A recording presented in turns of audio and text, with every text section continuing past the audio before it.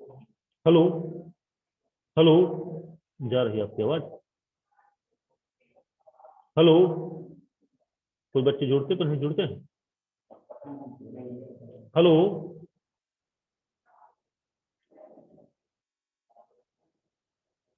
ठीक है, सही है। हेलो हेलो, सही आवाज आपकी जा रही है। इसलिए ये माइक बंद किया था ना, हरा पानी चढ़ रहा है, तो जैसे बोलेंगे तो देखिए पानी ऊपर जाता है। Hello hello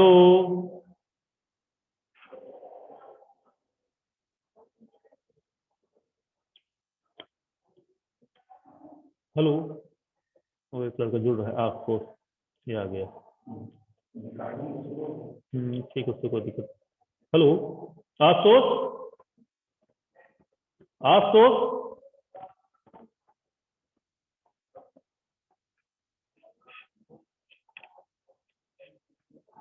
hello,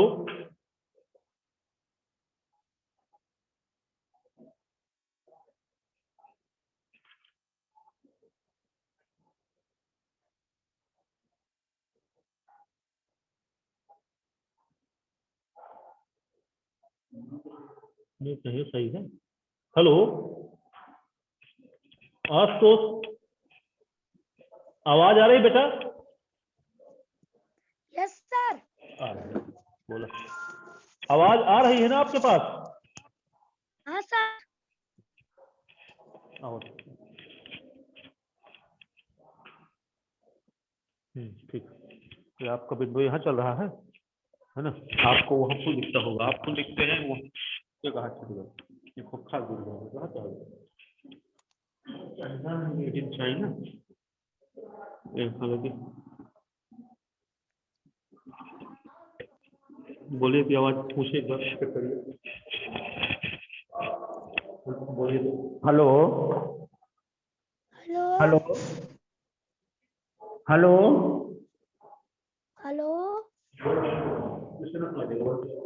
hello hello hello hello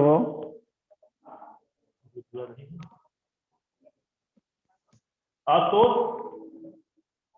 हाँ सर। आवाज आ रही है? हाँ सर। ओके।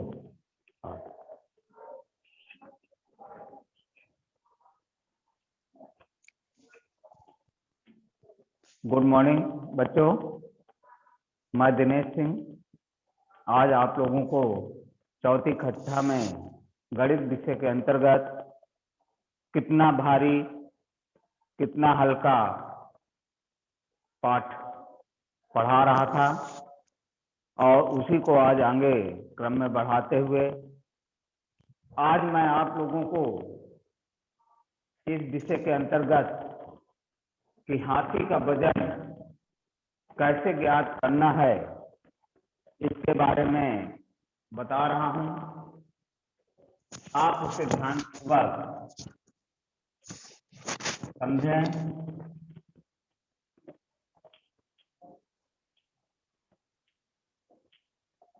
तो हाथी का वजन ज्ञात करने के लिए हम एक कहानी के माध्यम से चलते हैं कि एक राजा था, वह कहता है कि हाय मुझसे अब दर्द और सहा नहीं जाता, क्योंकि राजा के पेट में दर्द हो रहा था। महल का कोई भी वैद्य उस राजा के दर्द को ठीक नहीं कर पा रहा था। तब राजा ने कहा कि जो कोई भी उसके पेट का दर्द ठीक कर देगा उसे वे हाथी के वजन के बराबर सोना देगा।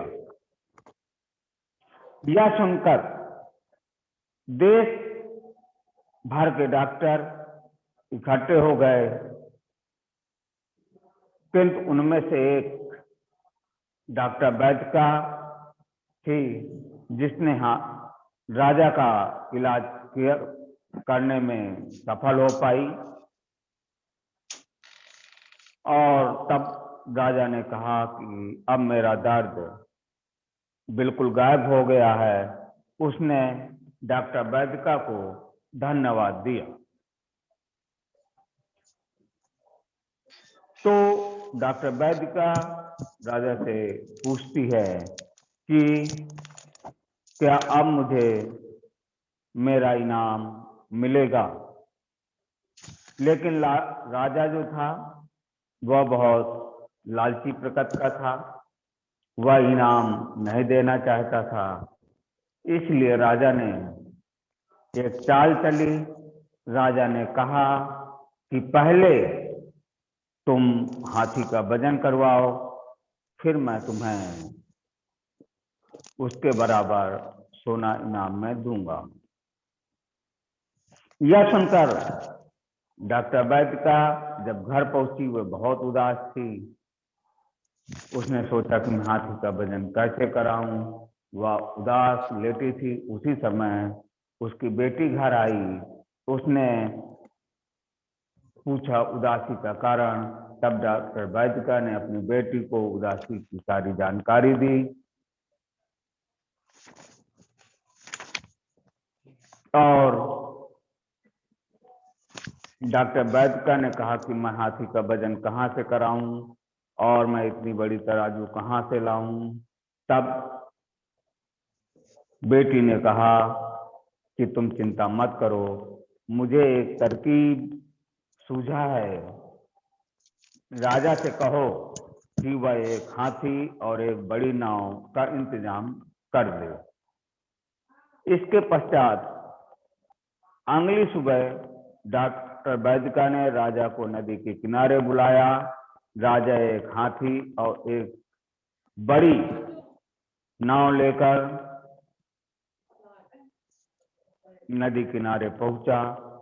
राजा ने सोचा कि डॉक्टर वैदिका पगला गई है, वह नाव से हाथी का वजन कैसे ज्ञात करेगी।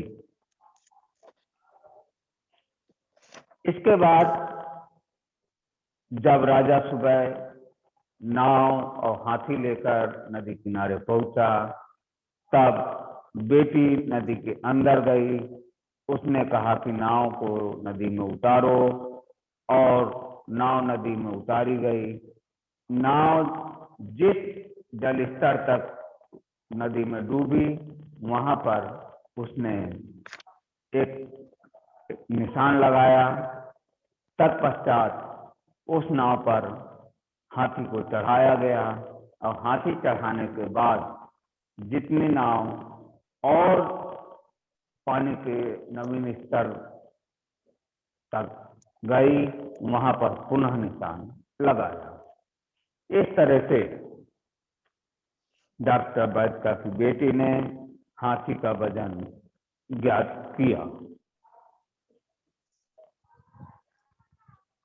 इसके बाद अब ये बात सोचने लायक है, क्या राजा ने डॉक्टर वैदिका को हाथी के वजन के बराबर सोना दिया कि नहीं दिया। तो इस कहानी से हमें ये शिक्षा मिली कि समस्या चाहे जितनी गंभीर हो, हमें निराश नहीं होना चाहिए। हर समस्या का एक समाधान होता है। जैसे इस समस्या का समाधान एक डॉक्टर की छोटी लड़की वैदिका ने समस्या का समाधान किया। इस कहानी में कई प्रश्न उठ करके आते हैं। जैसे पहला प्रश्न कि राजा के पेट में क्या उठा। इसका उत्तर है कि राजा के पेट में दर्द उठा। दूसरा प्रश्न यहीं पे आता है कि राजा ने क्या घोषणा की। तो इसका उत्तर है कि राजा ने यह घोषणा की कि जो उसके पेट का दर्द ठीक कर देगा, उसे हाथी के वजन के बराबर सोना इनाम में दिया जाएगा। तीसरा प्रश्न आता है कि राजा के पेट का दर्द किसने ठीक किया? तो इसका उत्तर है कि राजा के पेट का दर्द डॉक्टर वैद्य ने ठीक किया। और चौथा प्रश्न आता है कि राजा का स्वभाव कैसा था? तो राजा का स्वभाव लालची था। पांचवा प्रश्न आता है कि डॉक्टर वैद्य ने राजा को क्या इंतजाम करने के लिए कहा? तो इसका उत्तर है कि वैद्य ने राजा से एक बड़ी नाव और एक हाथी का इंतजाम करने के लिए कहा। अब सबसे आखिरी में ये प्रश्न आता है कि डॉक्टर वैद्य की बेटी ने हाथी का वजन किस प्रकार से ज्ञात किया? तो इसका उत्तर है कि डॉक्टर वैद्य की बेटी ने नाव को सर्वप्रथम नदी में उतारा और नाव जिस जल स्तर तक डूबी वहां पर निशान लगाया। इसके बाद हाथी को नाव पर चढ़ाया गया और दोबारा जिस स्तर तक नाव डूबी वहां पर पुनः निशान लगाया। इस प्रकार से डॉक्टर वैद्य की बेटी ने हाथी का वजन ज्ञात किया। तो इन प्रश्नों को मैं आपको 2-3 बार लिखा चुका हूं। आप इसे लिख लेंगे या इस कहानी को पढ़ेंगे तो इस कहानी में इन सभी के उत्तर आप लोगों को मिल जाएंगे। आप इनको तैयार कर लीजिएगा। इसके बाद आता है एक कुर्सी का वजन कितना है? तो एक वेट मशीन आती है, माने वजन तौलने वाली मशीन, उसकी सहायता से हम कुर्सी का वजन ज्ञात कर सकते हैं।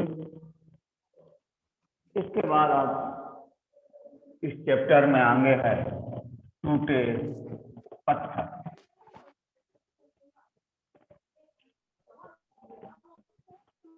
टूटे पत्थर, इनकी सहायता से हम वजन कैसे ज्ञात करते हैं ये हमें सीखना है।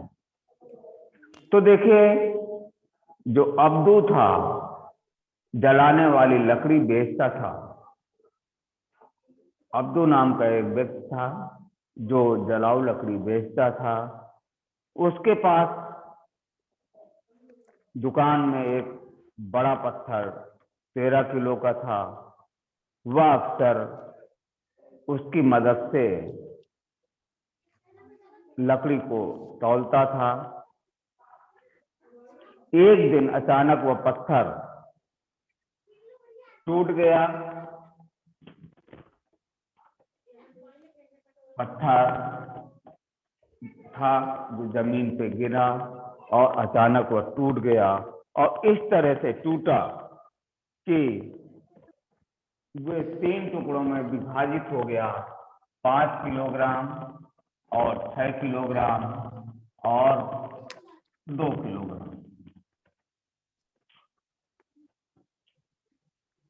माने एक 13 किलो का पत्थर जमीन पर गिरने से 3 टुकड़ों में विभाजित हो गया। तो अब इन 3 टुकड़ों की सहायता से वह 1 किलो से, माने 1 किलो से लेकर 9 किलो तक लकड़ी कैसे तौलेगा, ये हमें ज्ञात करना है कि इन 3 पत्थरों की सहायता से 5 किलोग्राम, 6 किलोग्राम और 2 किलोग्राम के पत्थरों की सहायता से वह 1 किलोग्राम से लेकर के 9 किलोग्राम तक की लकड़ी कैसे तौलेगा। आपको मैं पिछली क्लास में बता चुका हूं कि वजन हम तराजू की सहायता से तौलते हैं।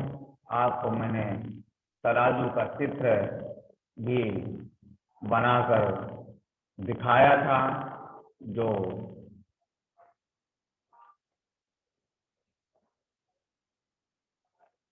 ये था कि तराजू में 2 पड़ले होते हैं। एक पड़ले पे जिस वस्तु का वजन ज्ञात करना होता है उसको रखते हैं, और दूसरे पड़ले पे हम बाट रखते हैं, और इस तरह से हम उसका वजन ज्ञात करते हैं। तो हम देखें कि अगर हमें 1 किलोग्राम का वजन, 1 किलोग्राम वजन की लकड़ी तौलना है, तो हम किस तरह से तौलेंगे? तो देखिए यहाँ पर हमारा कोई भी बाट 1 किलोग्राम का नहीं है। हमारे पास जो बाट हैं वह 5 केजी, 6 केजी और 2 केजी के हैं। तो 1 किलोग्राम तौलने के लिए हम एक पड़ले पे 6 किलोग्राम का बाट रखेंगे, और दूसरे पड़ले पे लकड़ी प्लस 5 केजी का बाट रखेंगे। कहने का मतलब, एक पड़ले पे हमने 6 किलोग्राम का पत्थर रखा और दूसरे पड़ले पे कुछ लकड़ी रखा और 5 किलोग्राम का बाट रखा, और जब दोनों पड़ले बराबर हो गए तब हम बाटों को अलग कर लिया, और इस तरह से 1 किलोग्राम लकड़ी हमारी तौल जाएगी। इसी तरह 2 केजी हमें तौलना है, तो हमारे पास 2 केजी का बाट है।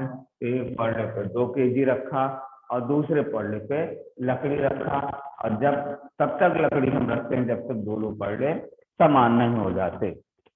अब जैसे हमें 3 केजी ना तौलना है, तो 3 केजी तौलने के लिए हम एक पड़ले पे 2 केजी का बाट रखा और दूसरे पड़ले पे लकड़ी प्लस 2 केजी का बाट। तो इस तरह से हमारे 3 केजी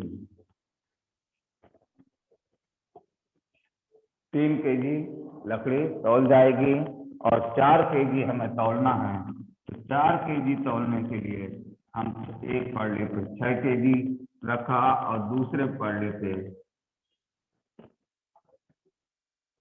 लकड़ी प्लस 2 केजी का बाट रखा, तो हमारी 4 केजी लकड़ी तौल जाएगी। और 5 केजी का हमारे पास बाट है, तो हम सीधे 5 केजी रखेंगे और दूसरे पड़ले पे लकड़ी रखेंगे। जब तक दोनों पड़ले समान नहीं हो जाएंगे तब तक हम इन्हें रखते जाएंगे, और हमारा जब दोनों पड़ले समान हो जाएंगे तो हमारी 6 केजी लकड़ी तौल जाएगी। इस तरह से हम अब्दू अपनी लकड़ियों को उन पत्थर के टुकड़ों की सहायता से नापता था, तौलता था। अब यहीं पे एक क्वेश्चन है कि 7 केजी लकड़ी और कैसे तौलेगा? तो देखिए, 6 केजी तौलने के लिए तो उसके पास बाट है, तो आसानी से तौल लेगा। 7 केजी तौलने के लिए वह क्या करेगा? तो एक तरफ लकड़ी प्लस 5 केजी वह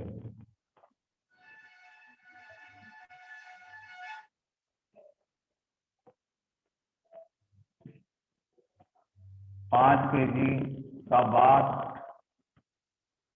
और 2 केजी का बाट एक पड़ले पे रख देगा, और दूसरे पड़ले पे वह उतने ही वजन की लकड़ी रखेगा, और जब दोनों पड़ले समान हो जाएंगे तो इस तरह से वह 7 केजी लकड़ी आसानी से तौल लेगा। तो माने इस पाठ के अंतर्गत हम सिर्फ ये बताए तरीके कि वजन हम कैसे ज्ञात करते हैं। जैसे पहला हमने बताया कि हाथी का वजन कैसे निकाला, दूसरा अब्दू के दुकान में 3 बाटों की सहायता से वह लकड़ियां तौल करके कैसे बेचता था। अब इस पाठ के आगे आता है एक डाकघर। डाकघर के बारे में इस पाठ में थोड़ी चर्चा है। तो सबसे पहले तो आप जानते हैं कि डाकघर क्या है, डाकघर में क्या कार्य होते हैं, ये आप लोगों को समझना है।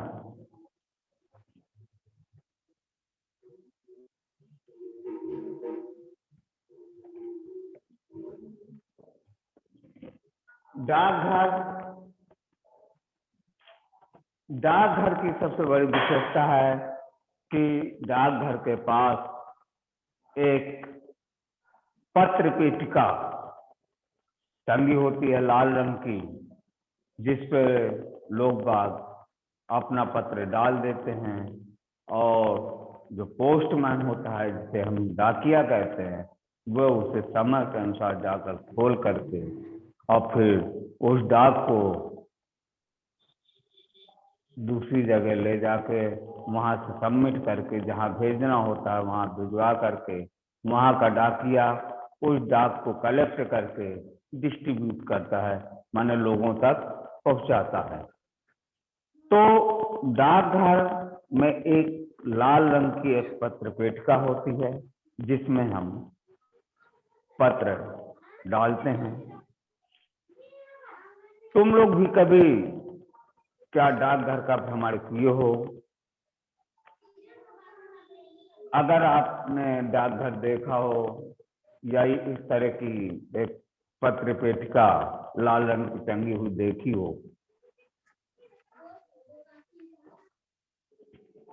अब बात आती है कि लोग बाग डाकघर क्यों जाते हैं, किन कामों के लिए डाकघर जाते हैं। तो डाकघर में हमारे कई तरह के काम होते हैं कि जैसे डाकघर में डाक टिकट मिलता है और पोस्ट कार्ड, अंतरदेशी, लिफाफा, मनी ऑर्डर, पार्सल इत्यादि काम डाकघर की सहायता से होते हैं। रजिस्ट्री होती है और पुराने जमाने में टेलीग्राम भी डाकघर की सहायता से होते थे। तो यहाँ पर डाक सामग्री दिए है और उनकी दरें दी हुई हैं। एक लिस्ट है, डाक दरें,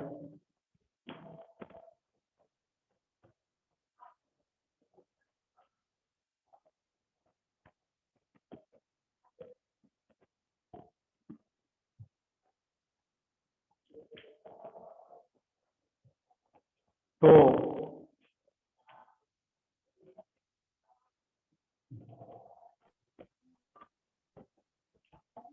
डाक सामग्री है, जो जो चीज डाकघर में होती है, पोस्ट कार्ड,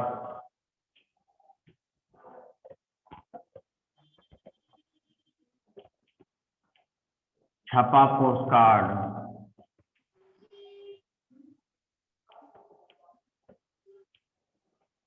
अंतरदेशी,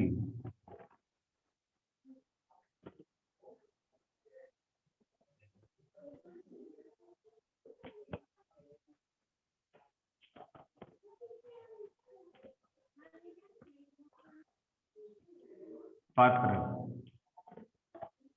और ये अब विभिन्न मूल्य के डाक टिकट भी डाकघर में मिलते हैं।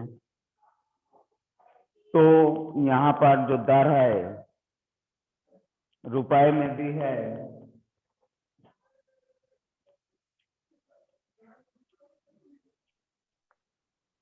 जो पोस्ट कार्ड है उसका मूल्य है 50 पैसे और जो छपा पोस्ट कार्ड है उसका मूल्य है 6 रुपए और अंतर्देशी का मूल्य है 2.5 रुपए। इसके बाद जो रजिस्ट्री है पत्र वजन में,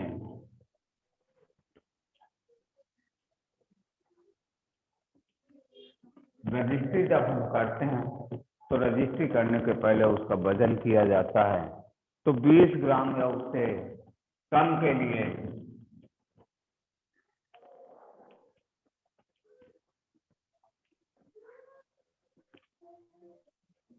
पहले 5 रुपए लगता है 20 ग्राम तक,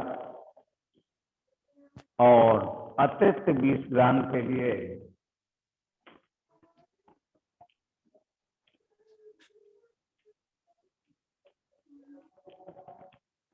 2 रुपए चार्ज।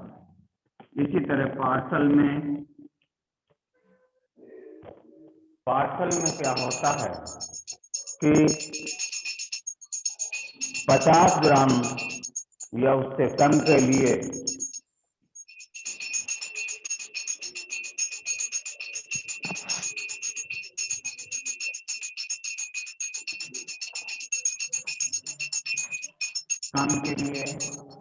पहले हमें 5 रुपए देने पड़ते हैं और अतिरिक्त 50 ग्राम के लिए 3 रुपए देने पड़ते हैं। ये हमारे डाक दरें हैं। अब बात ये आती है कि अगर 50 ग्राम का एक पत्र भेजना हो तो तुम्हें कितने पैसे देने पड़ेंगे। 50 ग्राम पत्र भेजने के लिए कितने पैसे देने पड़ेंगे?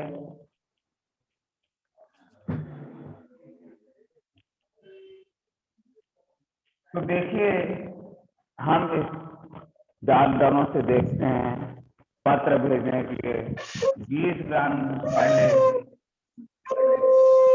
फिर 20 ग्राम और फिर आगे आया 10 ग्राम।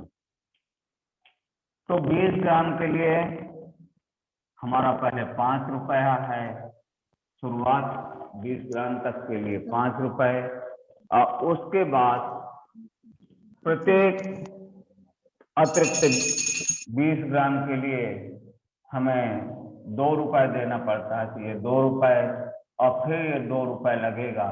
इस तरह से हमें 50 ग्राम पत्र भेजने के लिए टोटल 9 रुपए देने पड़ेंगे, क्योंकि पहले 20 ग्राम के लिए हमें 5 रुपए, उसके बाद 20 ग्राम के लिए 2 रुपए, और उसके बाद 10 ग्राम के लिए हमें 2 रुपए ही देना पड़ेगा।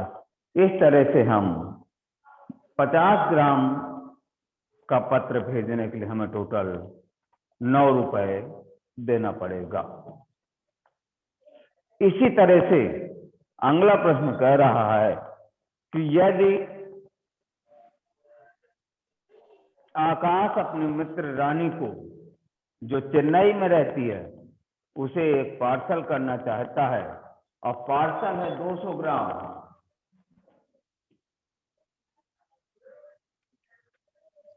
पार्सल के लिए उसे कितने रुपए देना पड़ेगा? तो देखिए, पहले 50 ग्राम के लिए, फिर पुनः 50 ग्राम, फिर पुनः 50 ग्राम, फिर पुनः 50 ग्राम, माने तब जाके ये 200 ग्राम हुआ। तो पहले 50 ग्राम के लिए 5 रुपए, फिर 50 ग्राम के लिए 3 रुपए, फिर 50 ग्राम के लिए 3 रुपए, फिर 50 ग्राम के लिए 3 रुपए। तो इस तरह से उसे टोटल 5, 3, 8, 3, 11, 3, 14, माने 200 ग्राम पार्सल के लिए उसे 14 रुपए देने पड़ेंगे।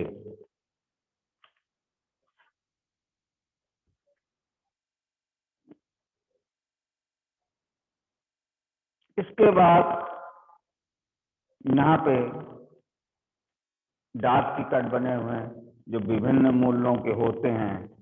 किसी हर मूल्य के डाक टिकट में एक अलग अलग चित्र बने होते हैं, कहीं फूल के या कोई राजनेता या कोई कुछ, माने उनके नाम से डाक टिकट जारी किए जाते हैं। तो राहुल को अपने पार्सल के लिए 25 रुपए के डाक टिकट चाहिए।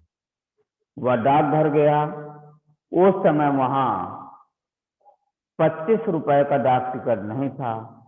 डाकघर में सिर्फ 1 रुपए, 2 रुपए, 5 रुपए और 10 रुपए के ही डाक टिकट मिल रहे थे।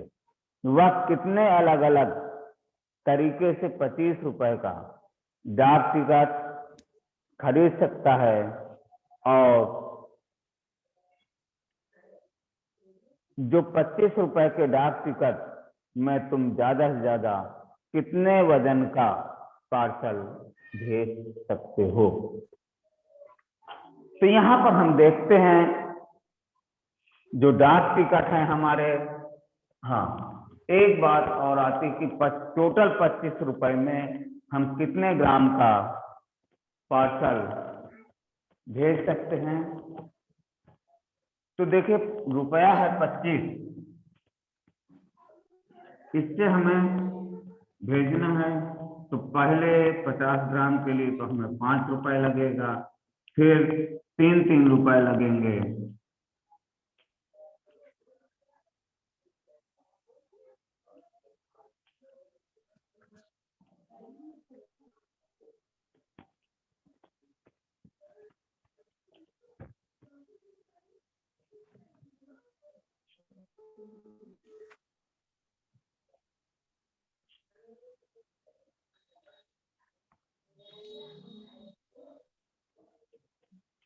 तो 3, 3, 6, 3, 9, 3, 12, 3, 15, 3, 18, 5, 23,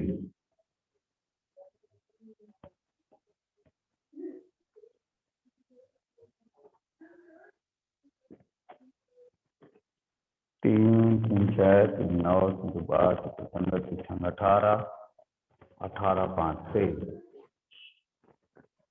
तो 25 रुपए में ये देखिए पहले 50 ग्राम, फिर 50 ग्राम, फिर 50 ग्राम, फिर 50 ग्राम, फिर 50 ग्राम, फिर 50 ग्राम, फिर 50 ग्राम। तो इस तरह से 1, 2, 3, 4, 5, 6, 7, 7 पना 35, माने अधिकतम हम 350 ग्राम का पार्सल 25 रुपए में भेज सकते हैं।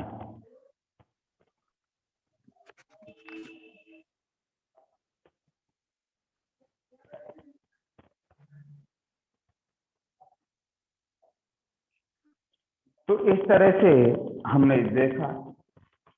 अब हम आगे बात यह आ रही है कि हमारे पास जो डाकघर में टिकट मौजूद है वह टिकट 1 रुपए, 2 रुपए, 5 रुपए और 10 रुपए के हैं। माने 1 रुपए, 2 रुपए, 5 रुपए और 10 रुपए।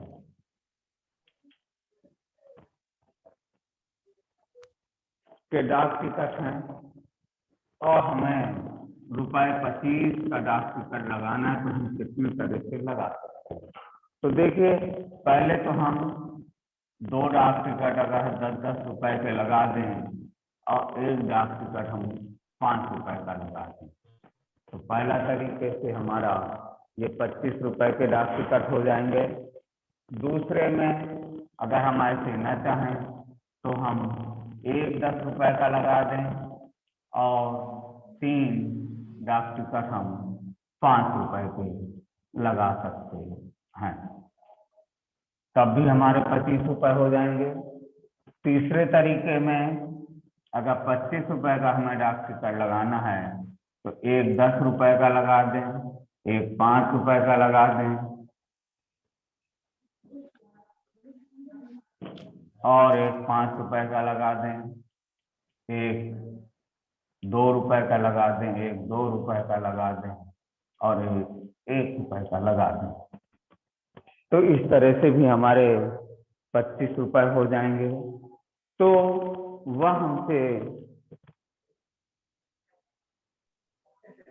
5 तरीके पूछा है कि 5 तरीके से हम टिकट लगाना चाहते हैं। तो और चौथा तरीका है कि हम पांचों 5 रुपए के ही टिकट लगा दें।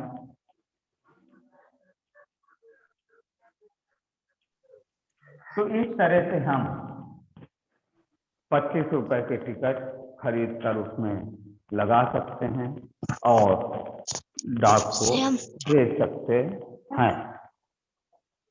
अब आगे बात ये आती है कि हमारा वजन एक साथ हम कैसे ज्ञात करते हैं। तो एक कहानी के माध्यम से हम वजन ज्ञात करना बता रहे हैं कि मेंढक कौवे की चोंच से बचने के लिए लगातार कोशिश कर रहा था। मैं कैसे बचूं? तालाब में मेंढक था रहा होगा, कौवा अपनी चोंच में मेंढक को दबा करके उड़ रहा था। मेंढक बहुत परेशान था कि मैं कौवे की चोंच से कैसे छुटकारा पाऊं। तब मेंढक को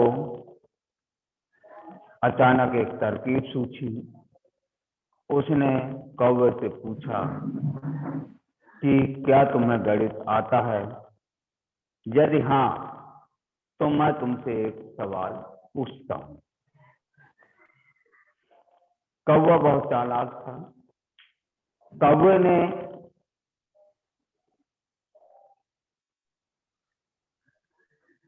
और कौवा वैसे भी चालाक होता है, कौवे से ज्यादा चालाक यहाँ पर मेंढक था। मेंढक ने कौवे से प्रश्न किया कि तुम्हारा वजन 650 ग्राम है और मैं केवल 145 ग्राम का हूं, तो हम दोनों का वजन एक साथ कितना होगा? कौवा गणित में बहुत अच्छा था, इसलिए खुशी खुशी से उत्तर देने के लिए उसने अपनी चोंच खोली और जैसे ही उसने चोंच खोली, मेंढक उसकी पकड़ से ढीला हो गया और वह छूट गया और जमीन पर आ गया। तो माने मेंढक को कौवे से छुटकारा मिला। तो अब हम ये देखते हैं कि दोनों का कुल वजन कितना था। तो यहाँ पे कौवे का वजन जो दिया है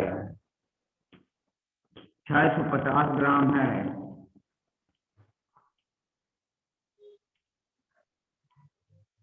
कौवे का वजन और जो मेंढक का वजन है वह 145 ग्राम है।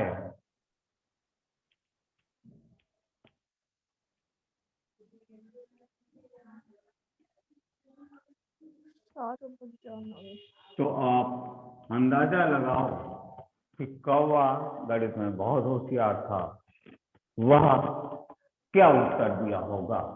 अब दोनों का कुल वजन ज्ञात करना है तो हम इन दोनों को जोड़ देंगे। तो देखिए 0 में 5 जोड़ेंगे 5, 5 4 9, 6 1 7, आ जाएगा दोनों का कुल वजन 795 ग्राम।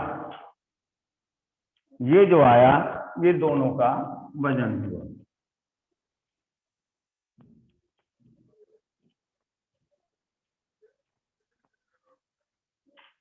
अब हम आगे चलते हैं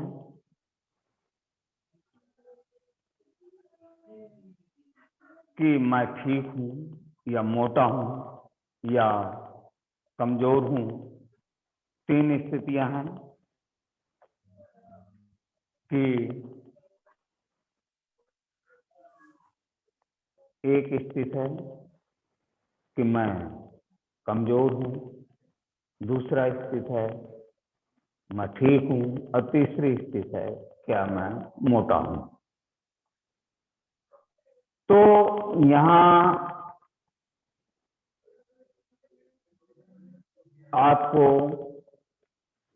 एक स्थिति के अनुसार आकलन करना है। तो आप कैसे आकलन करेंगे? आप अपने उम्र के कुछ बच्चों को लेंगे और नीचे जो तालिका बनी हुई है जिसमें नाम, उम्र, ऊंचाई और वजन दिया गया है, तो इस तालिका को आपको कंप्लीट करना है। आप अपने 5 दोस्तों को चुन लीजिए, उनकी उम्र लिखिए और हर बच्चे की लंबाई नाप करके ऊंचाई वाले कॉलम में फिट कीजिए और उनका 5 बच्चों का वजन करके किलोग्राम में वजन के कॉलम में लिखिए और देखिए कि वह बच्चा कैसा है। इस तरह से आप अपने चार्ट को कंप्लीट कर सकते हैं और समझ सकते हैं। तो आज आपका ये पाठ पूरा हुआ। आप घर में इस पाठ का पुनः रिवीजन करिएगा और देखिएगा कि आपके समझ में आया कि नहीं आया। और अब हम अगली कक्षा जब लेंगे तो आपको पाठ 13 खेत और बाढ़ के बारे में बताएंगे। धन्यवाद। नमस्ते सर।